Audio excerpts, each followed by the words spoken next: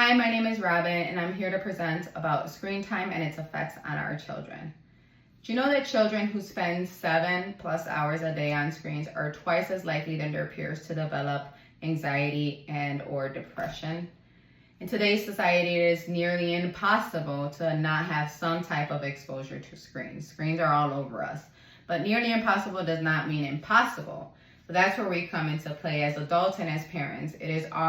We should limit our children's screen time in order to protect their physical health, mental well-being, and their social development.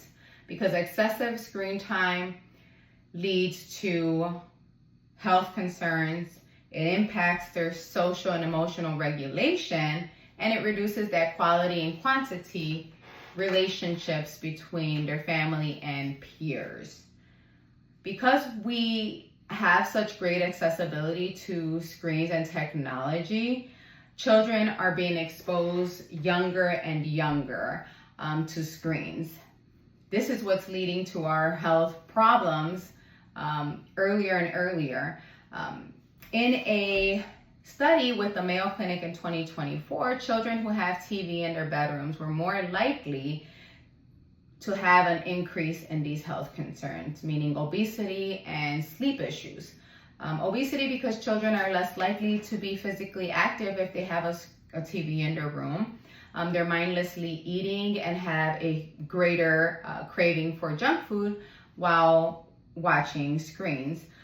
They're having sleep issues or disturbances because of the stimulation from the bright screens. They're not going to sleep at a proper bedtime, causing fatigue in the morning. So how do we fix that? We limit their screen time, encourage physical play. This will ultimately lead to a healthier life in the future and a prolonged life. You live longer if you live a healthier, well-balanced life. But not only that, children nowadays are struggling with mental health at an alarming rate. And this is largely due to their exposure to social media, TikTok, Instagram, Facebook. They're following and viewing these unrealistic versions of life. Them not being able to keep up with what's happening in society and the world now, or what the little bit that they see, is causing them to feel bad about themselves. So what happens when you feel bad about yourself? You withdraw, you distance yourself, you close yourself off, and you push away those who love you and support you. In the American Psychological Association 2025, it was said that children 6 to 10 years old who have excess screen time are more likely to develop socio-emotional problems. 6 to 10, that is so young. So how do we combat this? Well, we begin young, because 6 to 10, with those play dates and those extracurricular activities. Help them find a love outside of screens and technology, more physically active or mental, like checkers, chess, some other thing other than screens and TV. Ultimately, when you do this, this is going to lead to building stronger social connections, skills, communication, which leads to a successful adulthood future. So we now know screens affect your physical and mental health, but did you know it is also affecting their relationships with family and friends or peers?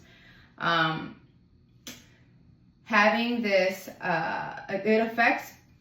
In the National Library of Medicine in 2023, it was shown that children who are exposed at an early age to screens have developed issues or were not developing their language or communication effectively. They were not developing them properly, so it was causing a delay. So what happens when you can't communicate or are not developing your language properly? That causes issues communicating with family and friends, which causes frustration, anger, and lashing out. When children can't communicate their feelings, they get angry and mad. But children need their family and friends and love and bonds in order to flourish and become responsible adults. We improve this by cutting out those screens once again, encouraging family activity. We all do things together, right? Everybody puts down their phones and work on developing that speech so that they can become positive influences in society and keep those strong connections. Keeping those strong connections builds a good support system, community, and safety, leading to healthy adults. So ultimately, screens are not bad. We're gonna need screens. Essentially, we just need to limit, right? We start off slow with limiting the screen and building up over time, encouraging that physical play, getting out as a family, and building that bond.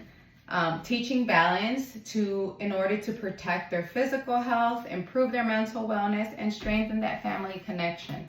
We stop the zombie apocalypse and those zombie children by taking away those screens. So put the phones down and focus on family and bonding.